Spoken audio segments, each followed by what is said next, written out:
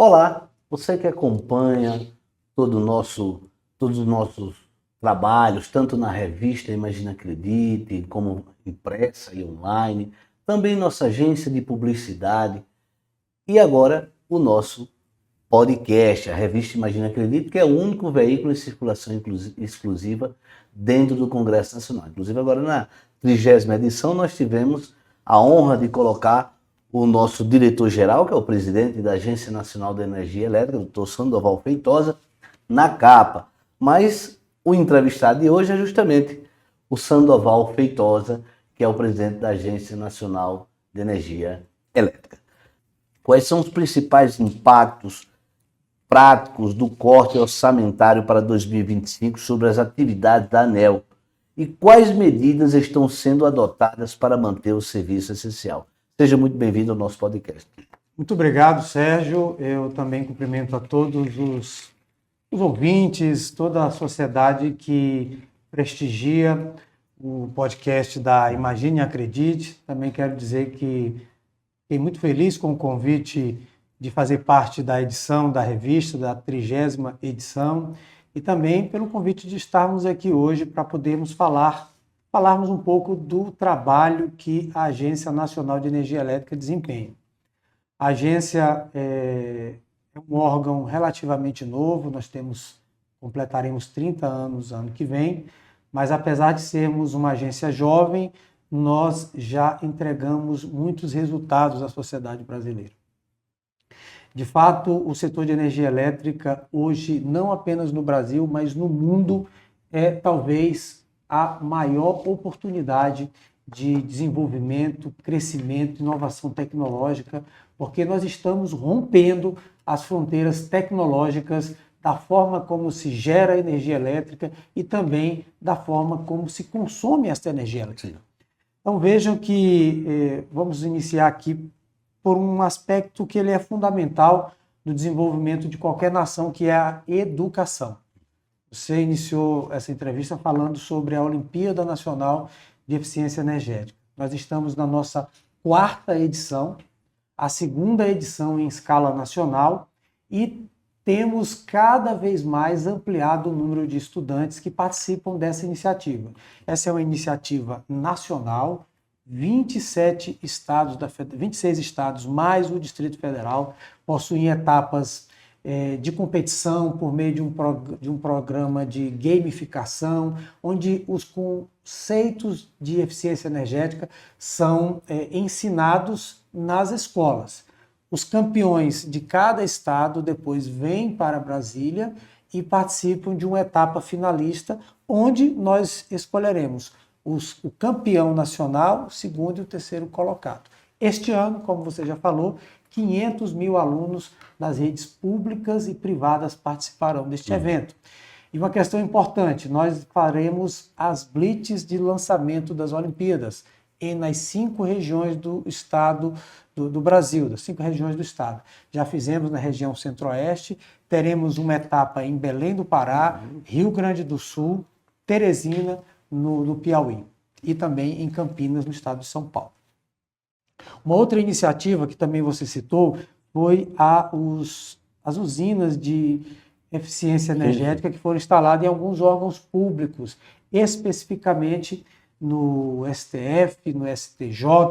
Temos também iniciativa no governo do Distrito Federal, no Hospital Regional da Asa Norte, o famoso HRAM.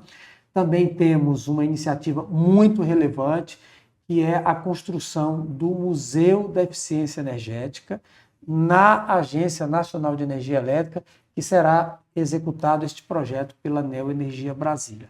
Então nós temos diversas frentes para nos aproximarmos cada vez mais da sociedade brasileira, para que ela reconheça a importância da energia elétrica como fator de desenvolvimento social, educacional e também redução de desigualdades econômicas e sociais na nossa sociedade. A ANEEL ela anunciou que pretende apresentar um projeto ainda nesse semestre para reduzir os cortes de geração de fontes como energia eólica e solar. Quais as medidas serão avaliadas e qual o prazo para a implementação?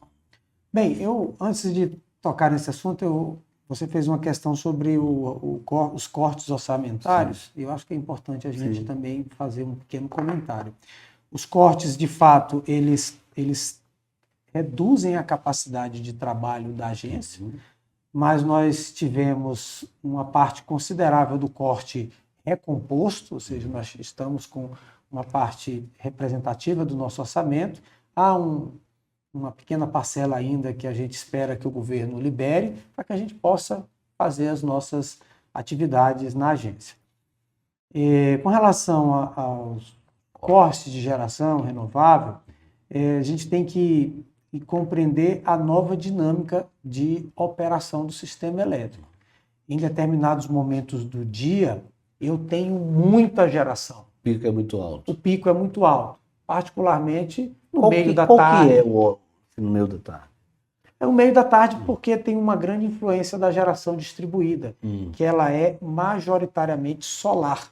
Então, no momento onde há o pico da fonte solar, da irradiação solar, você acaba tendo um excedente muito grande de geração. Só que no final do dia, aquela geração vai embora, porque a luz do sol acabou, e você tem exatamente um rápido crescimento do consumo. Então, naquele momento, sai toda a geração solar, basicamente, e você tem que fazer um maior acionamento de térmica e um maior acionamento de hidrelétricas. Então, veja, o Brasil tem uma grande quantidade de energia. Na média, não sobra energia no Brasil, desculpa, não falta energia no Brasil, muito pelo contrário, há um grande excesso de geração em determinados horários do dia, mas em determinados momentos há uma certa escassez de energia. Então, o que a ANEEL tem feito? Tem discutido aprimoramentos na regulamentação. Nós estamos com uma discussão bastante adiantada na ANEEL, que é da regulamentação do armazenamento de energia.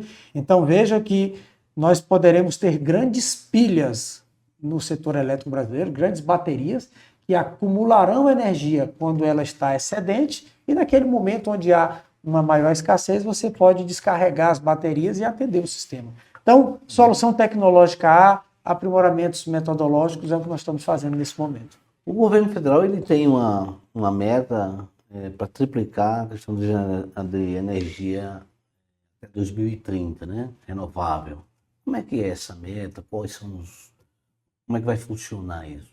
Interessante essa pergunta, porque o Brasil ele está na vanguarda, é o grande protagonista mundial da transição energética global. É importante que a sociedade saiba e tenha orgulho do que a sociedade brasileira construiu ao longo de todos esses anos. Nós temos uma matriz renovável, nós fizemos uma transição energética muito antes de todas as nações, quando nós instituímos, por exemplo, o PROALCO, diante da crise de petróleo. O Brasil instituiu um programa vigoroso do uso de biocombustíveis.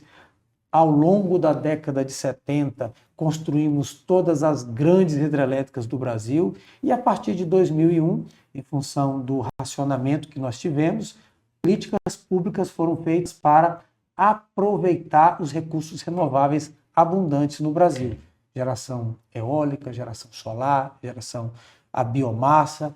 Então, hoje o Brasil tem uma matriz elétrica diversificada, segura e com aproximadamente 90% de geração renovável, enquanto o mundo tem apenas 26%.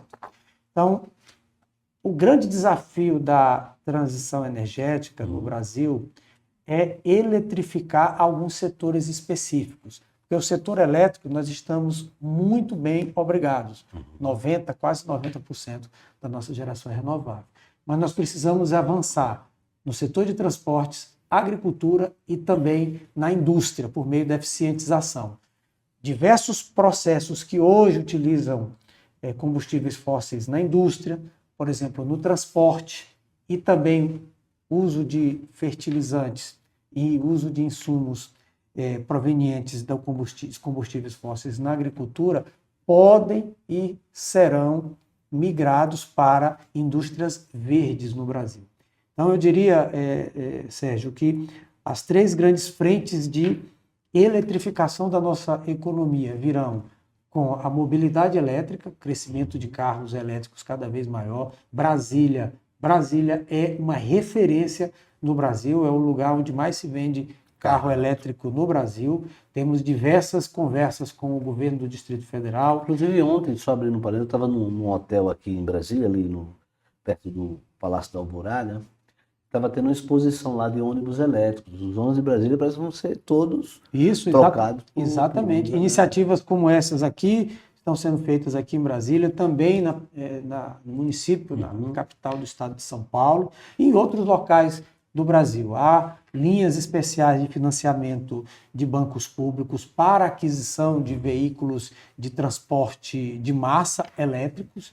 Então, esta é uma frente importante da descarbonização da nossa matriz energética, porque a matriz elétrica, como eu falei, 90% de renovável. Então, esses são os três grandes eixos de oportunidade para eletrificar a nossa economia. E me permita também dizer mais uma coisa, que é o momento que nós estamos vivendo sob perspectiva global. Nós estamos vivendo a era da eletricidade. E o que é isso? Nós já tivemos diversos fluxos energéticos no mundo.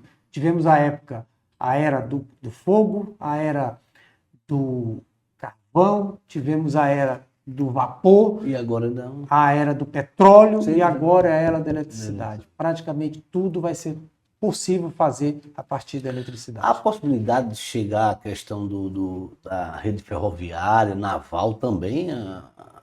Se discutir, claro. Hoje nós temos diversas discussões de eletrificação, por exemplo, de portos no Brasil. Sim. Quando grandes navios chegam nos portos, não há demanda suficiente para atender através da rede elétrica. E aqueles navios ficam estacionados, ancorados nos portos com motores a diesel, gerando o seu combustível próprio. Além da poluição também, porque quando o negócio daquilo quebra...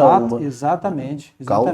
Então, é importante avançar na eletrificação de portos, avançar na eletrificação do nosso transporte rodoviário, ferroviário, porque nós temos um recurso que ele é praticamente infinito e em um país tropical como o Brasil, ele chega muito próximo a ser de fato infinito, porque o nosso pior índice de insolação no Brasil, por exemplo, ele é muito maior do que o melhor índice de insolação de qualquer país da Europa. Vejam o tamanho do potencial que o Brasil tem. Os investimentos da Neoenergia em transição energética têm se destacado no setor. Como essas iniciativas dialogam com as políticas e prioridades da ANEEL? É interessante essa pergunta, porque os investimentos em transição energética, eficiência energética da Neoenergia e também de todas as distribuidoras do Brasil, eles decorrem de uma política pública, a Lei 9.991, do ano de 2000, que obriga as distribuidoras a investirem em pesquisa, desenvolvimento e também em eficiência energética, a partir de regulamentos e normas definidas pela ANEEL. Então, temos uma legislação que trata disso e temos normas da ANEEL que têm permitido investimentos bilionários na área de pesquisa, desenvolvimento e também eficiência energética. Trazer dois números importantes aqui para vocês, que de 2008 a 2025 foram investidos 8 bilhões de reais em projetos de pesquisa e desenvolvimento em todo o Brasil e também cerca de 8 bilhões de reais no Programa de Eficiência Energética do Brasil. Então, eu posso dizer que o Brasil é um país que tem investido muito na área de pesquisa e desenvolvimento do setor elétrico. Temos um setor elétrico bastante moderno, desenvolvido e que tem cumprido o seu papel de interligação do Brasil. Hoje, 99,8% de todos os consumidores de um continente chamado Brasil têm acesso à eletricidade na sua casa. E agora, no mês de setembro, nós iremos interligar o último estado da federação, o estado de Roraima, que ainda não é interligado ao sistema elétrico brasileiro. Isso é um motivo de muito orgulho para o Estado brasileiro. Traremos soberania energética para aquele Estado, reduziremos o custo da tarifa de energia elétrica, que hoje tem que gerar com geradores a diesel naquele Estado, aumentaremos a nossa soberania em todo o território nacional, teremos possibilidade de nos integrarmos aos estados do Arco Norte, fazer uma integração energética, como temos também no extremo sul do Brasil, juntamente com o Paraguai. Então, novas oportunidades se abrem e o setor elétrico é isso, é uma grande malha de integração de um país soberano, grande, pujante e que tem trazido muita riqueza para a sua sociedade, a sua população. O projeto é realizado pela Neoenergia Brasília em Brasília, em parceria com o STF e o CNJ, gerou uma economia significativa com a instalação de usinas solares e a troca de lâmpadas de LED. De que forma experiências como essa podem ser replicadas em outras instituições públicas? Bem, muito boa a sua pergunta, Sérgio, porque esse programa de eficiência, esses investimentos no STF, no STJ, que foram mencionados, eles fazem parte do programa de programa de eficiência energética da ANEEL. Ou seja, nós fazemos isso em todas as concessões de energia, todas as concessionárias de distribuição de energia elétrica no Brasil. E nós temos programas muito importantes que dialogam com essa maior interação com a sociedade através dos investimentos em eficiência energética.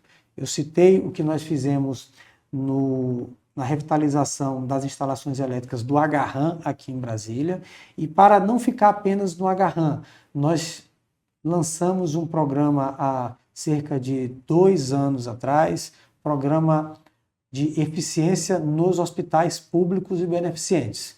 Então, nós, através de uma chamada estratégica de eficiência energética, as distribuidoras tinham incentivos a mais para investir em diversos hospitais ao longo do Brasil.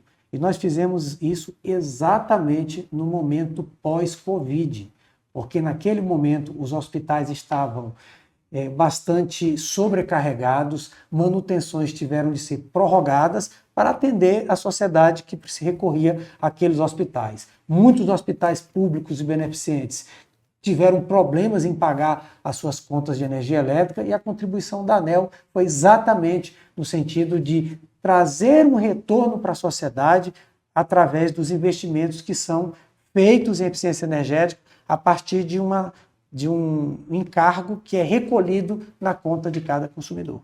Olhando para o futuro, diretor, quais são as prioridades da ANEEL para ampliar o impacto positivo do setor elétrico junto à sociedade, especialmente em educação, sustentabilidade e inclusão?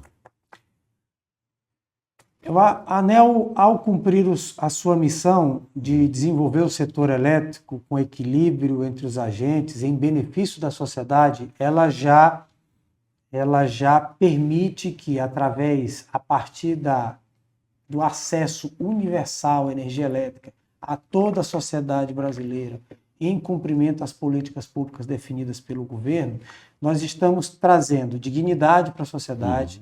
Afinal, hoje em dia, acesso à energia elétrica, acesso à informação, acesso a comidas melhores, acondicionadas em geladeiras, acesso à educação, porque você consegue estudar através da iluminação, segurança pública através da iluminação pública. Nós estamos trazendo dignidade e estamos também trazendo desenvolvimento econômico para o Brasil. Muito além disso, há iniciativas como a Olimpíada Nacional de Eficiência Energética, a construção do Museu de Eficiência Energética na agência, programas sociais que são desenvolvidos pelas distribuidoras a partir de políticas públicas e regulamentações definidas pela ANEEL, nós ampliamos a ampliemos a presença da agência na sociedade como um todo. Então, eu diria que o ambiente de mudanças que estamos vivendo atualmente, ele é transformacional. As transformações que estão ocorrendo hoje, elas são intergeracionais. Todas as mudanças que estamos fazendo hoje, elas permitirão que as próximas gerações tenham hábitos de vida, tenham acesso a recursos naturais cada vez mais abundantes e que tenhamos também uma sociedade mais justa e igualitária a partir do acesso universal à energia elétrica. Muito bem. A redução do expediente e a suspensão de atividades como pesquisa e inspeções preventivas podem comprometer a regulação do setor. Como a agência pretende mitigar esses riscos? Nós tivemos realmente esse momento em função do corte orçamentário. Como eu disse no início da nossa conversa, parte desses recursos já retornaram para a ANEEL, então nós conseguimos reequilibrar as nossas atividades de forma a que a sociedade tenha o menor prejuízo possível. Muito bem. O senhor foi escolhido para presidir a Associação Ibero-Americana de Reguladores de Energia Elétrica em 2026. Que prioridades pretende levar para o debate internacional e de que forma isso pode beneficiar o Brasil? O grande benefício que nós temos é aumentar a integração regional do Brasil com os países ibero-americanos. Hoje o Brasil ele é uma grande referência nacional e internacional. As nossas metodologias de trabalho, os nossos regulamentos, eles são espelho para diversas regulamentações em outros países. Nós objetivamos na presidência da ARIAI capacitar os países que possuem, que são associados da ARIAI. Nós também queremos fazer um maior intercâmbio entre colaboradores desses países, Sim. Ou seja, técnicos nossos vão para esses países e os técnicos também poderão participar aqui das nossas discussões, estando junto conosco na ANEEL. Ano passado, nós tivemos uma experiência positiva de um servidor nosso, passou 3 meses de um estágio no regulador do Reino Unido, vejam que prestígio, dos maiores reguladores do mundo, contou com a participação de um servidor nosso para conhecer os métodos de trabalho e também compartilhar a nossa regulamentação. Então, a palavra do momento é multilateralismo, no conceito amplo. No nosso caso, é maior intercâmbio de informações para que a gente possa crescer cada vez mais com o nosso desenvolvimento, atrair mais investimentos para o Brasil, porque o setor elétrico, no Brasil, nós temos investimentos nacionais e de muitos investimentos provém de empresas estrangeiras. Então, essa respeitabilidade que a agência possui no mundo também contribui para que esses investimentos cheguem ao Brasil.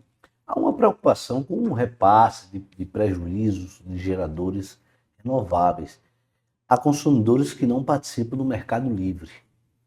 Que mudanças regulatórias podem ser adotadas para equilibrar esse cenário?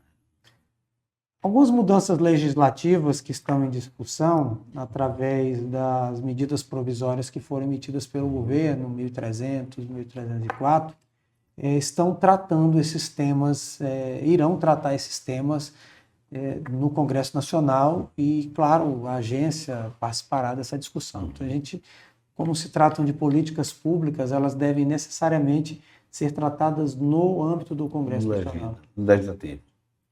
O processo de revisão tarifária da Light revelou que incertezas sobre os secretos tributários bilionários. Que soluções estão sendo discutidas para garantir a transparência e segurança no cálculo das tarifas? O processo tarifário ele é um dos processos mais transparentes que nós temos na agência. A sociedade participa por meio de discussões, de audiências públicas, consultas públicas, todos os documentos são públicos, o acesso ele é irrestrito a todas as documentações que são geradas, os debates são públicos, as reuniões públicas da ANEEL são transmitidas via internet, ao vivo, sem corte, sem Muito edição, transparente, né? com transparência. Os desafios são os maiores possíveis, mas a vontade de resolvê-los e principalmente a transparência é bastante ampliada na ANEEL, que nós temos bastante orgulho. Então, todos esses problemas serão tratados no seu devido tempo e com a máxima e ampla transparência possível. Muito bem. O senhor defende manter a autonomia da ANEEL, mas com alinhamento e diálogo com o Ministério da Minas e Energia, de Minas e Energia. Como encontrar o ponto de equilíbrio entre a independência regulatória e a colaboração institucional? O governo brasileiro, o Estado brasileiro, decidiu, há 30 anos atrás, reestruturar o setor de energia. Naquele momento, atribuiu funções específicas para cada instituição. O Ministério de Minas e Energia formula as políticas públicas, a Agência Nacional de Energia Elétrica implementa essas políticas públicas, regula os serviços públicos a partir das diretrizes e legislações aprovadas pelo Congresso Nacional, fiscaliza os serviços públicos de energia elétrica e de forma que as competências, do ponto de vista legal, são bastante definidas entre as instituições.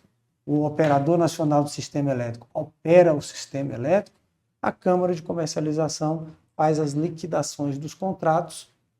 Temos também o Conselho de Monitoramento do Setor Elétrico, que acompanha as condições de fornecimento de energia elétrica no país, e o Conselho Nacional de Política Energética dá diretrizes amplas para o funcionamento do setor energético no Brasil como um todo.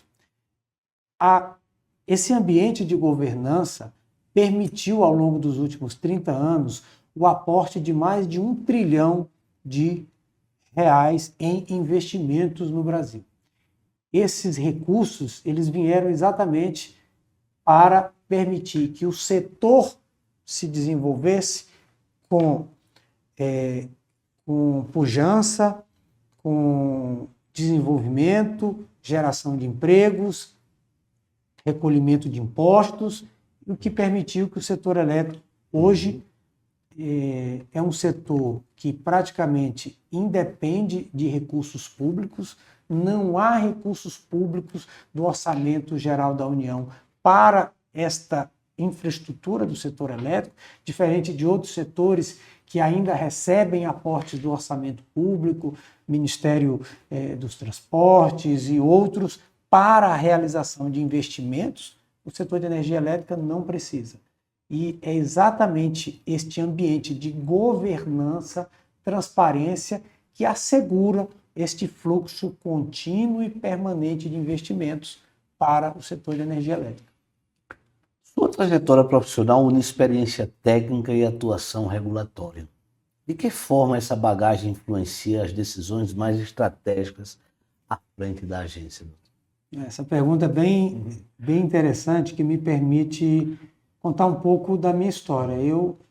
Eu sou hoje o diretor-geral da ANEEL, mas iniciei a minha carreira a partir da profissão mais básica do setor de energia, que é a de eletricista. Trabalhei durante 2 anos como eletricista no interior do Maranhão, conhecendo muito bem a realidade daquele estado. Eu nasci no estado do Piauí, também um estado com características muito próximas do estado do Maranhão. São estados localizados na região nordeste do Brasil, ainda com muita carência de investimentos básicos em saúde, desenvolvimento, educação. Se bem que a educação no Maranhão é uma das melhores do Brasil, né? O senhor sabe, né? Tem evoluído bastante a educação nos estados do Nordeste, de uma forma geral, tem evoluído bastante. Aí, alguns destaques, eu diria, até o estado do Ceará, o estado do Piauí, eles têm tido um destaque muito grande. Essa minha vivência, Sérgio, no setor de energia, atuando ali junto, muito próximo a comunidades carentes, consumidores de baixa renda, me conectam muito com os desafios que a gente tem hoje no setor elétrico brasileiro. o principal deles, a erradicação da pobreza energética. A pobreza energética ela tem duas faces. Uma delas, que é o acesso à energia elétrica, de alguma forma nós caminhamos e caminhamos muito ao longo desses anos. 99,8% da sociedade brasileira tem acesso à eletricidade. No entanto, a outra face da pobreza energética ela é a mais perversa, é a mais amarga, é a mais sofrida. É exatamente o fato de parte da sociedade ter energia à porta da casa e não ter condições de pagar por ela. Então, esse talvez seja um dos desafios que mais me impulsionam, que me dão energia para continuar trabalhando e trabalhando com muito afinco para que a energia elétrica seja cada vez mais acessível a todos, que ela seja cada vez mais barata a todos, que ela seja renovável, sim, porque nós precisamos conviver em harmonia com o meio ambiente, nós não podemos agredir o meio ambiente para gerar mais energia, porque nós temos formas de gerar sem agredir o meio ambiente. Sim. Então, eu diria que a minha trajetória pessoal me conecta muito com os desafios hoje no setor elétrico do Brasil e que me fazem trabalhar com muita disposição, acordar todo dia com muita vontade para continuar fazendo o bem para a nossa sociedade. Eu, como engenheiro eletricista, como o senhor vê hoje as faculdades, existe uma demanda grande para aqueles que saem do banco da sala de aula, da faculdade, que são graduados, existe isso hoje? Sim, o setor de energia demanda muitos profissionais e não apenas os engenheiros elétricos, mas os mecânicos, os eletricistas, os técnicos, eletrotécnicos, porque há um crescimento muito grande no setor de energia. Veja o que eu citei aqui, que nós teremos que eletrificar a economia em 3 frentes: mobilidade elétrica, agricultura e indústria. Então nós precisaremos de muita gente. O mercado de baixa tensão vai abrir para os consumidores de baixa tensão a partir de 2027. Então nós precisaremos de profissionais para oferecer serviços de gestão da demanda para os consumidores de uma forma geral. Então há uma grande preocupação minha, por exemplo, de formação de profissionais. Então, eu me preocupo bastante, tenho conversado muito com educadores, tenho conversado muito com o CREA, o CONFEA, o Sistema CONFEA, a importância de exigirmos uma formação cada vez mais inovadora por parte das escolas de engenharia e que nós tenhamos políticas públicas que não é massificar no sentido de aumentar a qualquer custo. Temos que aumentar com qualidade, mas nós temos que ter mais engenheiros, mais técnicos, porque a grande fronteira do desenvolvimento no momento atual é conhecimento, tecnologia. E os países que mais tiverem acesso a esse conhecimento, inteligência artificial, análise de dados, conhecimento em energia renovável, estarão na vanguarda do conhecimento. Bom, nós conversamos até agora, estamos conversando com Sandoval Feitosa, ele que é o diretor-geral da Agência Nacional de Energia Elétrica. Mas, presidente, sinta-se à vontade para o senhor colocar aquilo que não foi abordado até agora. Eu queria lhe agradecer por ter vindo nos dar essa honra de fazer essa entrevista no nosso podcast Imagina Acredite. E sinta-se à vontade para colocar aquilo que o senhor acha que é necessário, que não foi abordado até agora. Bem, eu acho que nós tratamos praticamente de tudo o que é o mais importante, o que está sendo discutido hoje no setor de energia. E acho que também o meu sentimento aqui agora é de gratidão, de agradecimento, de poder falar um pouco sobre o trabalho, o importante trabalho que a Agência Nacional de Energia Elétrica desenvolve para a sociedade brasileira. Quando vocês acessam, ligam o disjuntor na casa de vocês, passam em uma rua durante a noite que tem energia elétrica ali, saibam que aquele local, aquele serviço, ele só está disponível porque nós temos hoje um ambiente que permite investimentos contínuos, ampliação do acesso à energia elétrica, e isso não é feito apenas pela ANEEL.